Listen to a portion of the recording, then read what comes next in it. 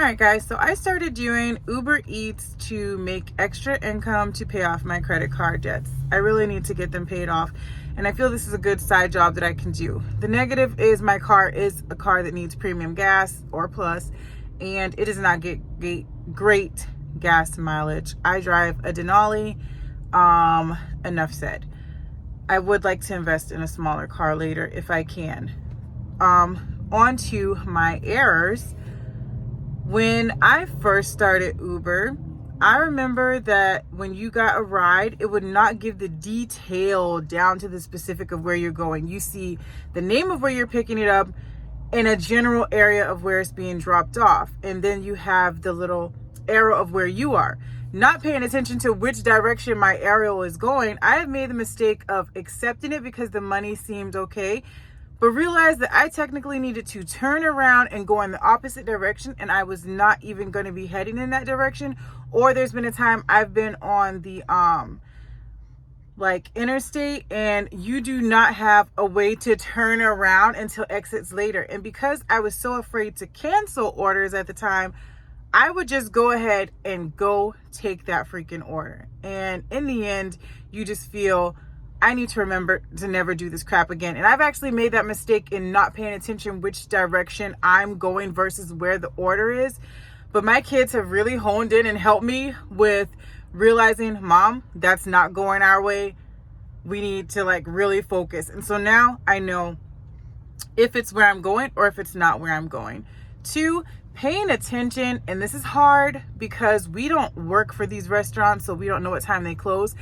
I don't usually eat out late after 12, but there was orders that was after 12, 1 o'clock, not knowing if say Taco Bell closes at 1 or 2 o'clock. In this situation, Wendy's closing at 2 a.m.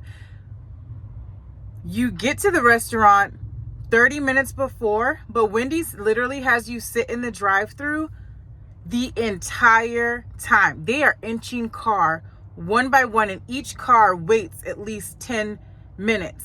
So by the time you get up to the window, it's already 2 o'clock. They're not answering on the speaker. They're not acknowledging you at the window. So you just wasted all this time and you got zero money.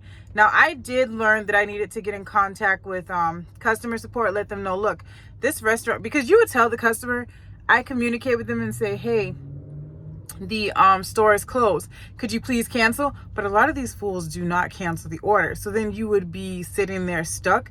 So I cancel the order myself. You only get $3 for canceling. At first, I thought they weren't going to give me the $3 because they just said, oh, okay, thank you for letting us know, blah, blah, blah, kick you out. But then later I realized they did give me $3. It's still not worth the time you wasted. And it took me going to Wendy's twice and having them close on me and not even give me the order that I learned I'm never taking a Wendy's order again, at least a Wendy's order after midnight. I won't do it. A third thing that I've learned is miles. Jumping on a order because it is say something like you can get $5 for 3 miles. But if you don't pay attention, it could be you are 3 miles away from the restaurant. It's not actually the total miles. I've actually accepted one quickly because you're afraid someone else is going to take it. So you take it, and then after you reach the restaurant, you get in your car because it doesn't show you the exact address where you're delivering. All of a sudden, you realize it's telling you, oh, it's an additional 6 miles away. Well, I already have the food. What am I going to do? Now, some people just cancel, take the food back inside. I don't know. Me, because I was brand spanking new and I already had the food in the car and I was afraid to cancel, I bit the bullet and I freaking drove it out. Now, I have to say here where I deliver, people are pretty good with tips. There was definitely a night that I was feeling very discouraged. It was my second night and someone gave me a huge tip and it made the whole night better. But there was one McDonald's trip. So far, that's the only one that did not tip. And she was in a nice neighborhood. And you also learn not to judge people by how they look, where they live, because it is true that oftentimes the poorest kind of people are the ones that's always trying their best to tip you something. I've even had an elderly lady tip me in coins. She said that she was so sorry. And she had only picked up 3 things from Walmart. and it was like a pickup order. I didn't have to shop. But the point is she profusely apologized and said she didn't have the money. She was on a very tight budget and she just needed those 3 things. My freaking camera shaking a little bit.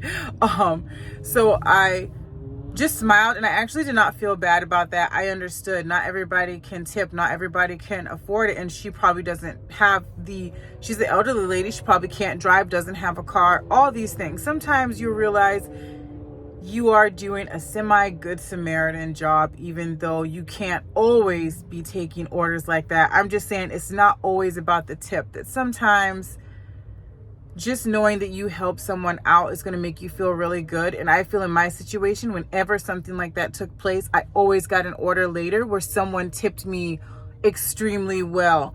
So it is a learning curve, and I'm going to be adding more videos because this is a learning experience. Sometimes I have my toddler and my 9-year-olds in the car with me when I'm doing UberEats order or like Walmart orders. I'll do those a lot. And they're really nice. I see people complaining about it taking a long time waiting on Walmart. Here I am. We get there, check in.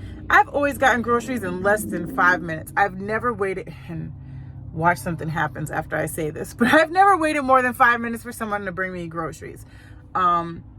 So it's a learning curve. There's definitely other errors that I made, but I'm just going to do another video about that so that it doesn't be so long. But this is definitely not a main income type job. This is a side income. And I've had people tell me I need to try different platforms. I don't know. I'll think about it. But I'm just trying to pay off my credit card debt. So please subscribe if you want to see how it is as a mom delivering. Sometimes I'll have my kids in the video, sometimes not. But here comes the order. So talk to you later.